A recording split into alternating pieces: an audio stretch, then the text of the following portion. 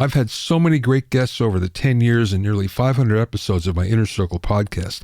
I always enjoy revisiting them, as I hope you do as well. One of the best is from back in 2016 with hit mixer Josh Gudwin. Josh has mixed huge hits for Justin Bieber, Bad Bunny, and Dua Lipa, among many others, and he's won 12 Grammys for his work. He's also worked with Acoustica on the Magic Flow vocal plugin. During the interview, we talked about starting out as a studio intern, the diplomatic aspects of dealing with superstars, recording on the road with Justin Bieber, his approach to mixing at the time of the interview, and much more. Here's Josh from 2016. I want to go back to the beginning with you. So how did you get into this crazy business? I kind of got into it by chance in a way. When I got out of the Marines, I went back to Miami-Dade Community College, and my first humanities professor, the first class I took was humanities, and he was the type of professor that would talk about a musician and then sit on the piano and play. So like you talk about Bach and then play Bach for like 15 minutes or 10 minutes or whatever. And so I was immediately inspired, and I had a conversation after that class about possibilities, in music, because I was getting ready to go to school and do some executive protection in the States and overseas. So it kind of I was immediately swayed. So you went to Full Sail after that, right? Yeah. So once I had a conversation with him, he explained to me that, there's schools and, there's routes that you could take to get in the industry. And, I had a GI Bill from the military. So he told me about Full Sail. I immediately called Full Sail and got into the next program that they had, next slot that they had, and then, went right up there. I'm sure you've been to a bunch of schools since then, and you know about Full Sail and that there's so many graduates and there's only a very few jobs. I'm always interested to hear what someone like you, who's gone on to be pretty successful, how you managed to get your gig coming out of a school like that, your first gig. Getting a job is never easy.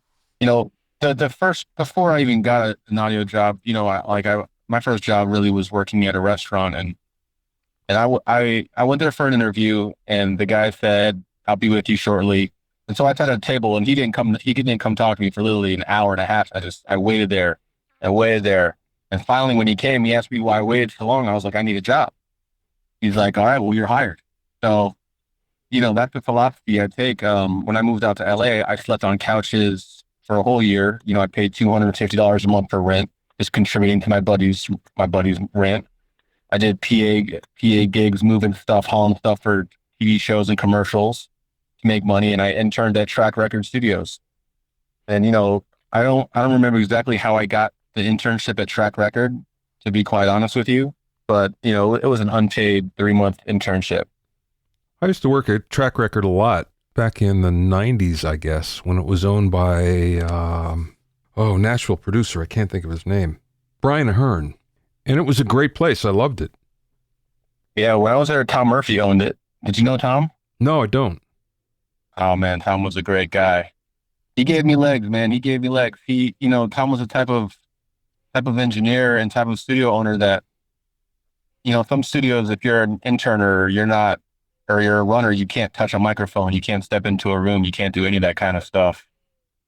Tom was the complete opposite. He was like, get in these rooms, learn how to set up the microphones, learn how to properly set up a tube microphone, watch the assistants and, do all that stuff. And Tom was also the kind of studio owner that, said on your spare time, I want you bringing gigs in here. I want you learning these rooms, and I want you building your craft. He was an enabler for me to really get my studio legs up at that point. Is that where you get your chops from? I mean, I can get a little bit from there. I learned about stuff that you shouldn't be learning in major studios with major clients. Like, you could make some mistakes and not get flamethrowed for it at that time. You do that with the major clients now. Like, that's the last time you're working with them. Okay, so you're a Track Record, and you're kind of learning your craft. Was this as an intern, or were you paid? Well, I eventually became a runner. Uh-huh. And, I made I don't know. I don't want to say it because it's an embarrassing low amount. And then, I ran, and then I started assisting there, and my assistant raise was a quarter, and which is a very, I'm not going to even tell you the number too, because it's still the same amount, it was just a quarter more. But, during that time I started assisting, and then on my spare time, I would just be engineering, other, for friends or for clients and stuff like that. And so at the point where I was about to leave track record, I was half assisting, half engineering. And at the time, there was this engineer named Jen Fairchild who was working with Mos Def at track record. And he's like, Jen took a liking to me. I took a liking to Jen, and he was getting ready to move the session over to Record Plant. And I was like, what's Record Plant? I keep hearing about Record Plant. And so Jen's like, you should check it out. So, I mean, that's my next step. I don't know if you have any more questions about track record, but that's, Record Plant was the next step in my evolution as far as career wise. Yeah, let's go there.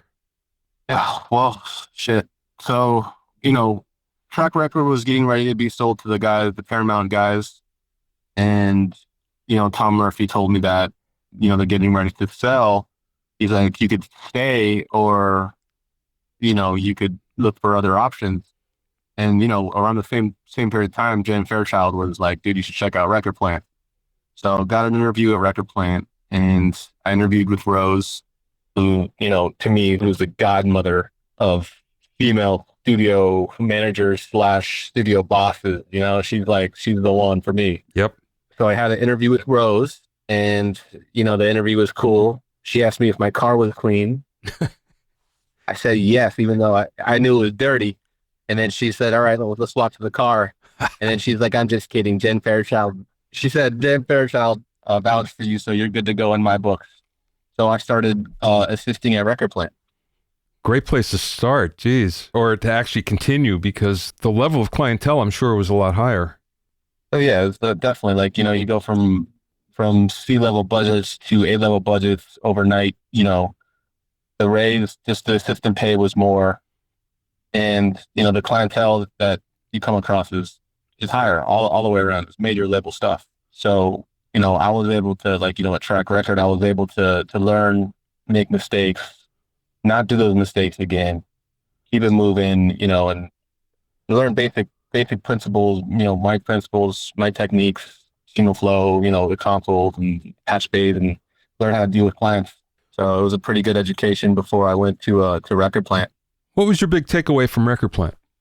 I have so many takeaways from Record Plant.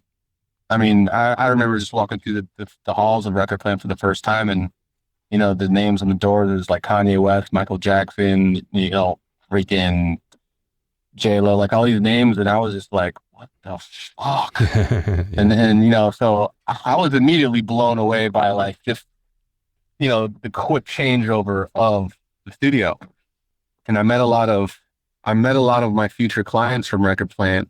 I started engineering for T.I., he's an Atlanta rapper, and a songwriter named Esther Dean, who's a very, very fucking awesome songwriter. She's written a lot of big records.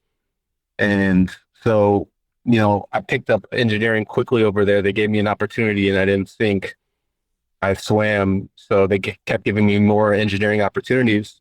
And I think about maybe 6 or 7 months into Record Plant, I met Cucarell, who's, to me, he's one of the best vocal producers in the game as far as recording, vocal production, delivery. Like his work ethic, he really taught me how to make records.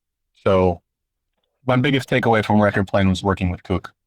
If you had one takeaway from him, or one secret, what do you think it is? I mean, I know you mentioned work ethic, but is there like a technique or something that's special to him? No, I mean, he's been making songs and records for a long time, pretty much almost his whole life. And, he became successful later on in his life, like in his later 30s, early 40s. So, Cook has always worked hard. He set the standard for me. He showed me how hard sometimes you have to work to get the job done and get the job done right. Mm-hmm. He called it digging in. When you're digging in, it's nothing else matters. Like the only thing that matters is getting the record done and getting it done right.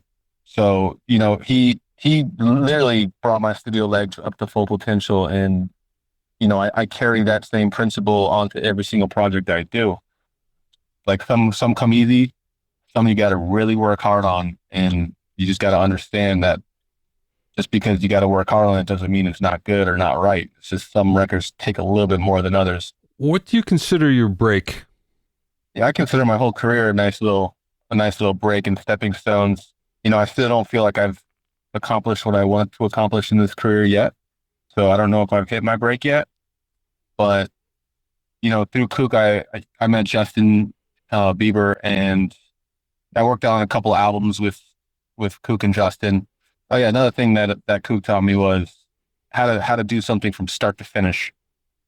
How to start from song 1, get to song 16, send it to mix, listen to the masters, deal with A&Rs, deal with managers, deal with the politics of songs, deal with all that stuff. Like, that's a whole different topic. But back to this thing. So I met Justin, and one day Justin asked me to go on the road with him to record for an acoustic album.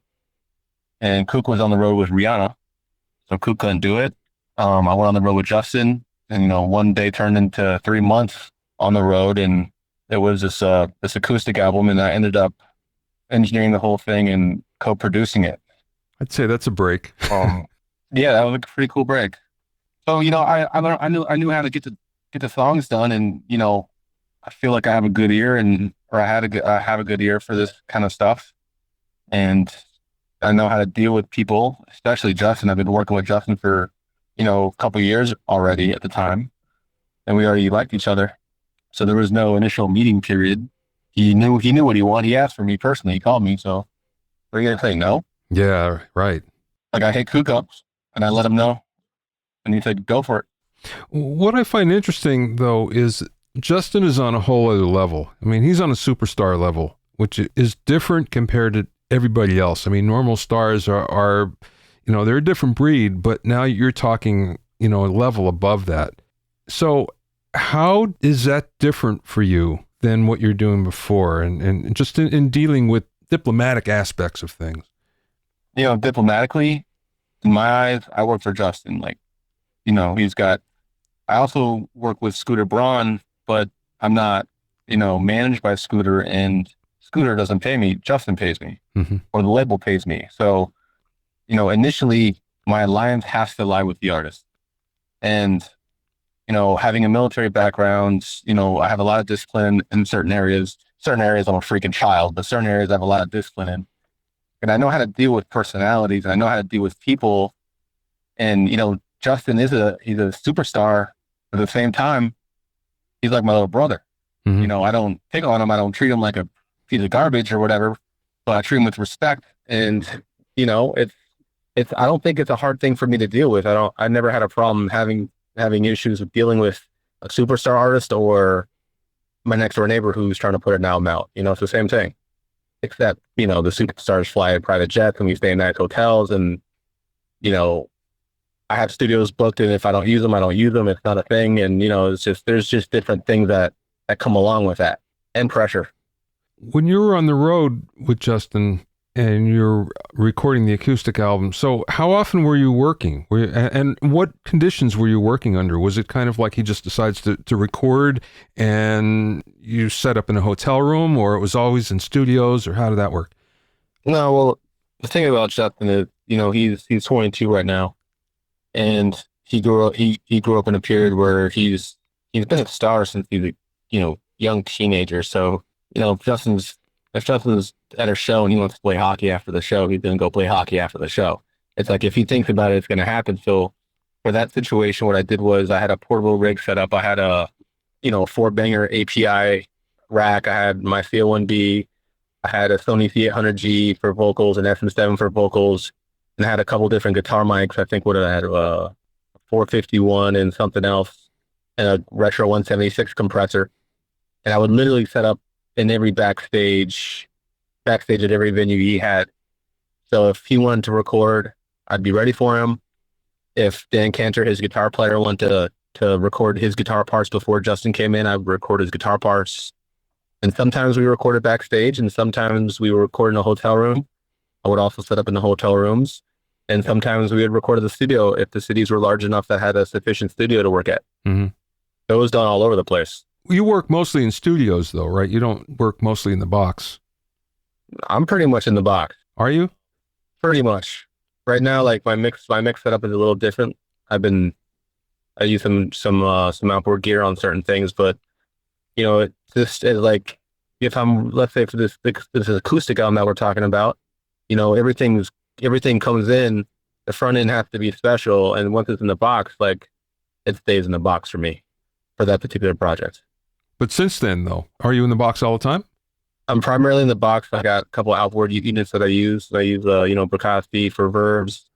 I use converters, and I've been using an SPL summing mixer the last year or so that I dig pretty well. Dolby 740 I use sometimes. Wait, a Dolby 740. I mean, what is that? Yeah. I'm not familiar with that. What is it? It's like a multi-band EQ, multi-band compressor / EQ. It's got threshold, it's got crossovers, and it's got a noise reduction unit and a filtering unit. So it's a pretty cool unit, actually. This mix engineer Fabian put me onto it. And what does it do? What do you use it for? I guess it would be considered a textural processor. Mm-hmm. I mean, I use it for horns, synth horns. I use it for synth horns, background vocals, any kind of synth that needs to be a little more special. Pretty much any element that needs a little special sauce on it, I use it on. In the old days of tape, when everybody was using Dolby, we used to do something called stretch, and that was using the Dolby A units on vocals. And you would encode it, but you wouldn't decode it back. So it would give it this interesting high-end kind of boost, kind of sheen, but it's something that you couldn't duplicate with EQ at all. And it was called stretch. And a lot of people used it, but you had to have a couple of Dolby units around in order to do it, Dolby A. But that was way, way back when. Kind of the same thing you're talking about, though, I think. I think it is, too. And, this unit, the 740, has a threshold on it. So, it's super functional. And I love things that have, good threshold knobs on them because, I don't know. I just like having control over that kind of stuff. It's not just, this is it. Let's talk about your approach to mixing. So when you're going for a mix, first of all, is most of the stuff that you're doing electronically based? I mean, it seems like it. I would imagine that if it's electronically based, you'd have to approach it differently than if it was mostly musician based. Yeah, I approach it differently, but I kind of approach the same. So let me start somewhere where it makes sense. So usually the mixes that I did, I started doing a lot of mixes for Justin, and when Justin finishes recording, I immediately start rough mixing, and in that first half an hour of the rough mix, I'm just trying to capture the emotion of the vocal, of the lyric, trying to clean up his tone as best as possible. If I couldn't get it right on the recording, fix any issues I have and just create a solid rough mix that he could listen to, that anybody could listen to. And, Justin listens to his reference mixes probably 100 times, maybe more. He listens to his songs over and over and over again. He knows them front and back, and he expects them to sound a certain way in his mind. Mm-hmm. So, for example, if I'm doing electronic music and Justin's a vocalist on there, by the time I get the actual music stems, my vocals are pretty much done.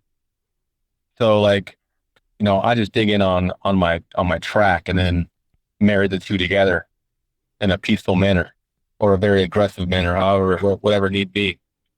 If it's live instrumentation, I just did this album for this Colombian artist named Juanes, who's super talented guy. And it was a mix between electronic and live tracked instrumentation.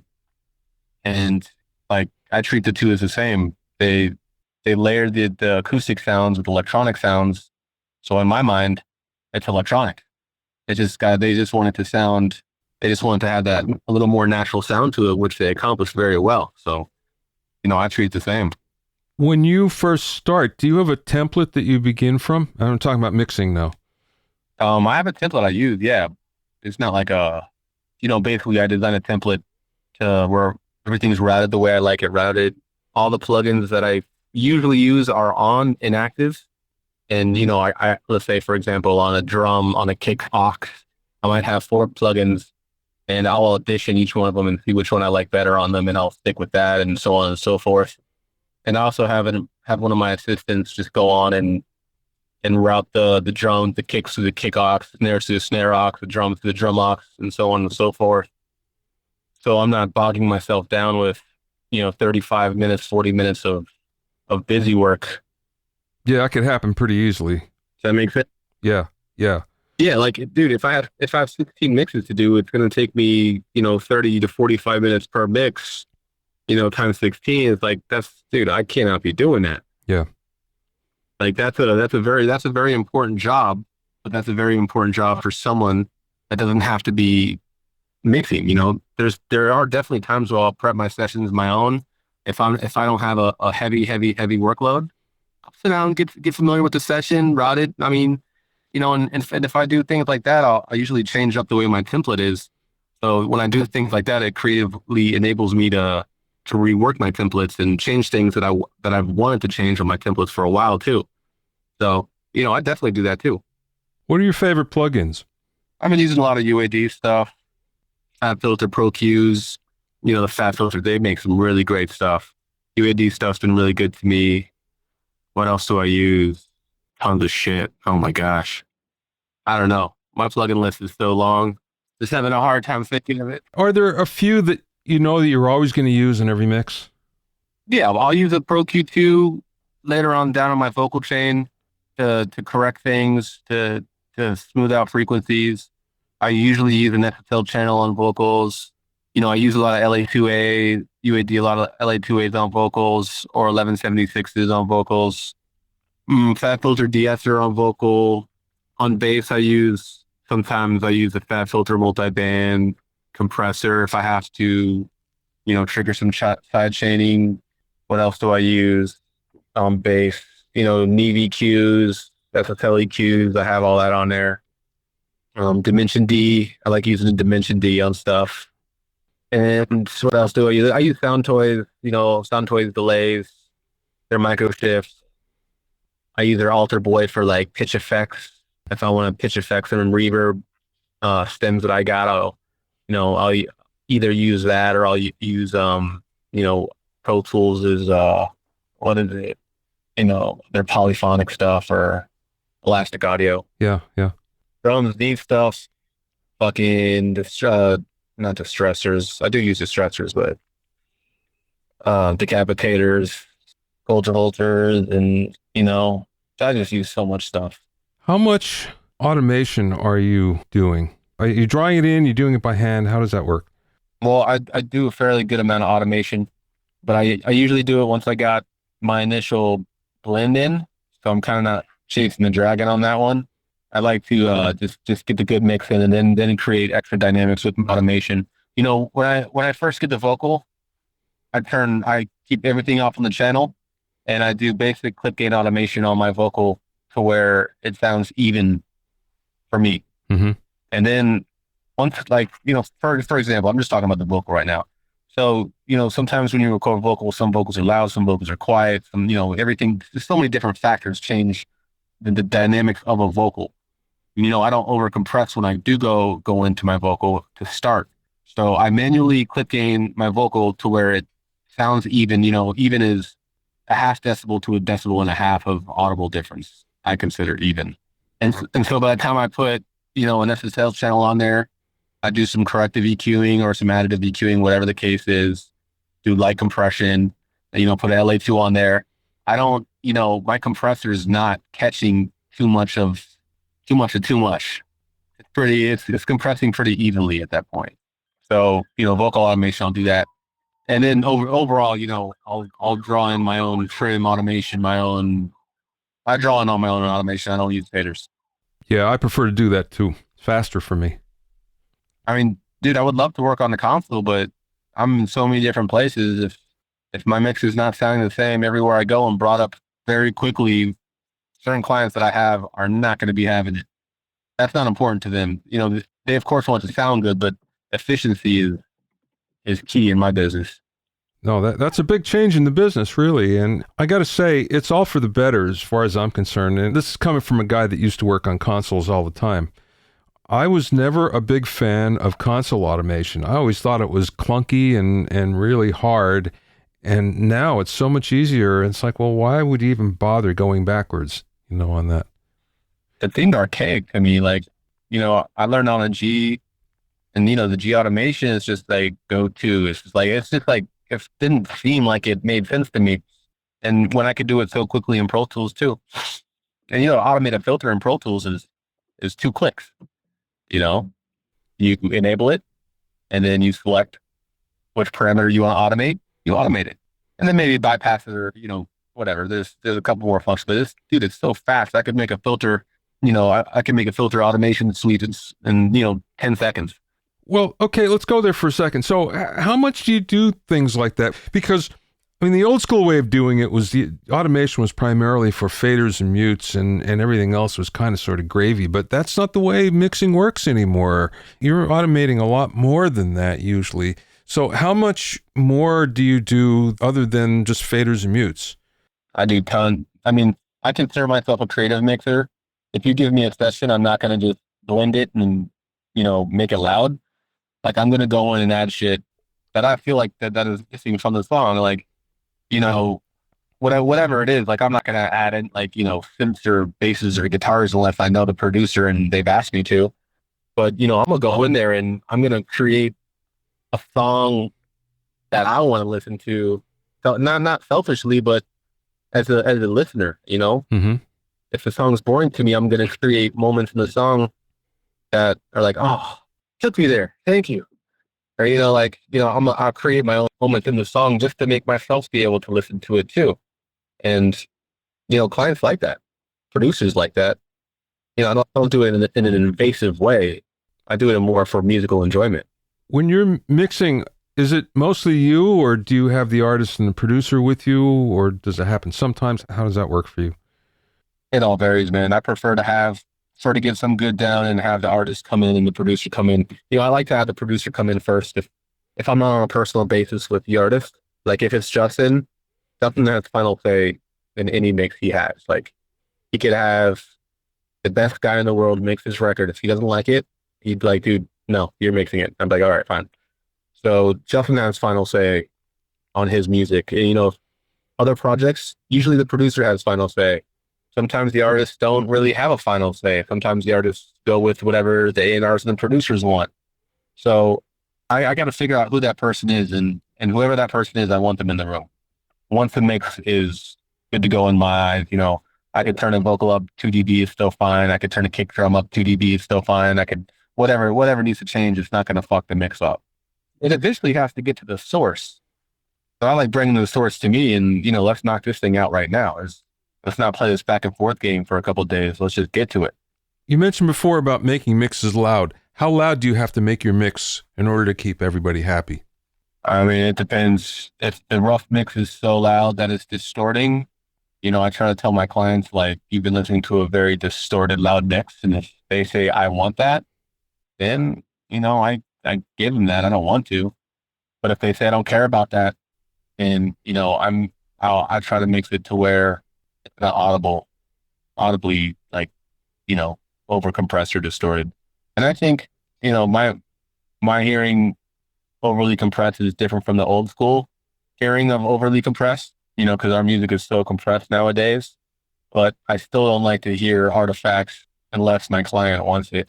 Yeah, for sure. Way back when we were used to lots of dynamic range because that's the only way you could do it. You couldn't squash it any more than you did, way back when. And now you can squash it to an inch of its life if you want to, and it happens a lot, but that doesn't necessarily make it better or even louder for that matter. No, I agree. When I listen to old records, I just turn the volume up and it still sounds great. I'm not comparing it to the volume at a low level to a new record that just came out yesterday. So the new song is going to be so freaking loud. Doesn't mean it's better at all. Like, some of these old recordings are recorded so well and mixed so well that you can't turn them up enough. What are you using on your stereo bus? I use a combination of a couple different things. Sometimes I'll use a SSL box compressor, Neat 33609. I usually put an EQ on it.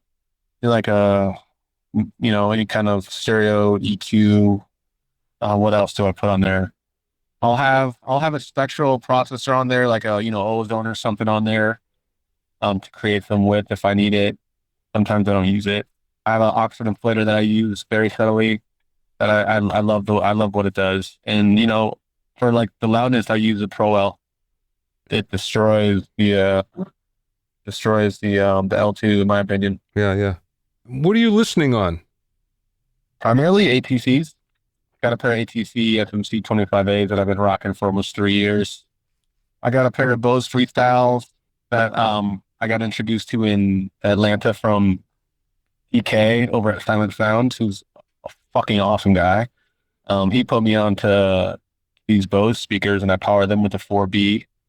And there's NS10s in every room, so I'll reference on the NS10s for a little while, but it's not an enjoyable thing for me to listen to music on NS10s for more than 15 minutes if I don't have to. That's just me personally, though. No, I've always felt the same way. I've always hated the sound of them. That's just kind of, we're forced to listen to them for a while, but not anymore, thankfully. One thing about the speakers is when I came to Record Plant, that was the first time I really saw engineers bring in all their own equipment to make themselves comfortable and to work within their range. Before it was just whatever studio you go to is like, this is what it is. It is what it is. Like, you create your own reality in the way you want to work. If there's a certain thing that you like and you feel like you need to work, freaking bring it, use it. There's no excuse. That's just what I want to do on that. All right, Josh, last question for you.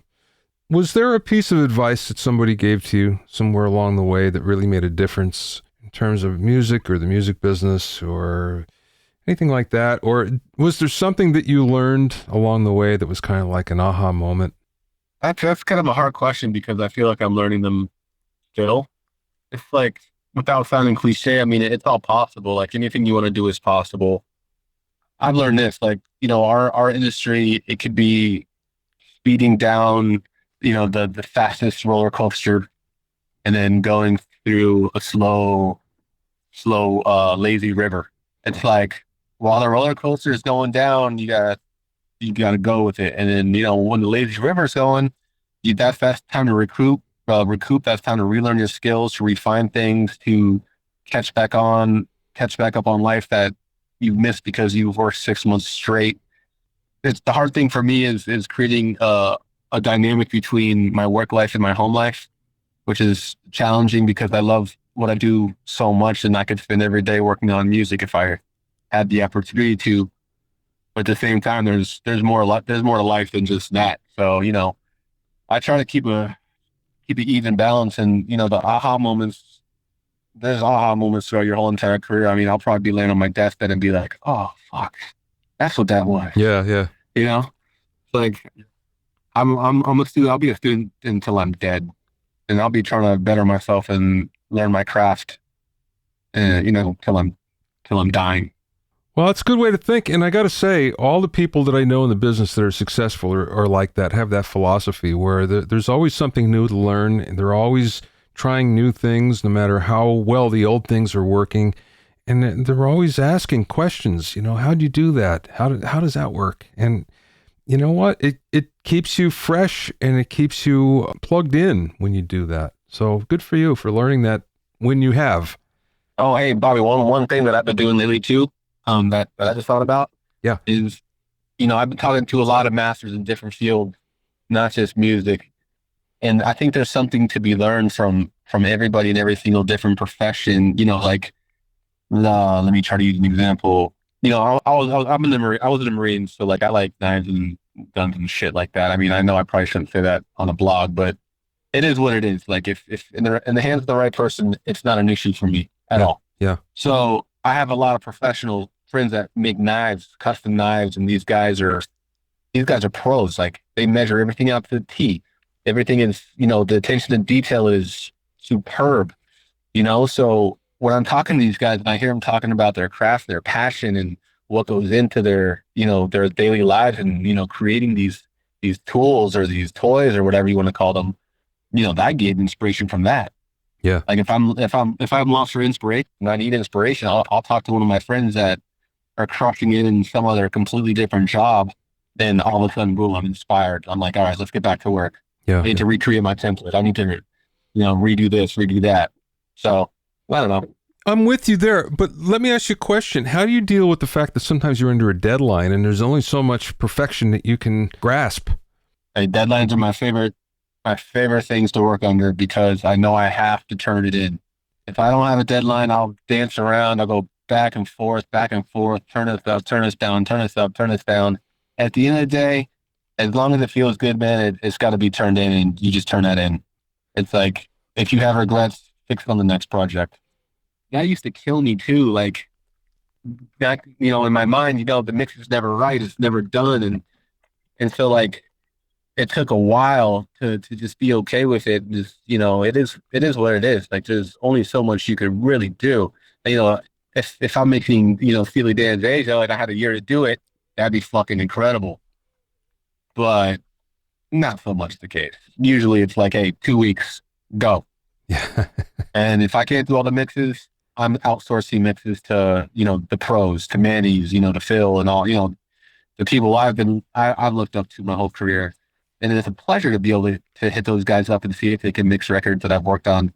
Because I get to hear their freaking mixes, it's like, I get to hear what the song turns into. And that's also a learning thing for me too. Thanks for listening and being in my inner circle. Remember, if you have any questions or comments, you can send them to questions@bobbyowsinski.com. Also, I'm pleased to announce that my new Musicians AI Handbook is now available. It's packed with information about how AI can help you with new song, lyric, mixing, and mastering ideas, as well as music marketing to help get your music out to an audience that you deserve. To get your copy, go to rebrand.ly/AI Handbook. That's rebrand.ly/handbook. You can also find it on Amazon and Apple Books. To listen to other episodes of Bobby Owsinski's Inner Circle, go to bobbyowsinski.com and select the podcast tab, or go to bobbyowinnercircle.com, or you can find it on Apple Podcasts, Amazon Music, Mixcloud, Google Podcasts, Spotify, Deezer, TuneIn Radio, Radio Public, and Podbean. At bobbyowsinski.com and bobbyowinnercircle.com, you'll also find a sign-up form for my newsletter and for alerts for new podcasts. This is Bobby Owsinski. I will see you next time.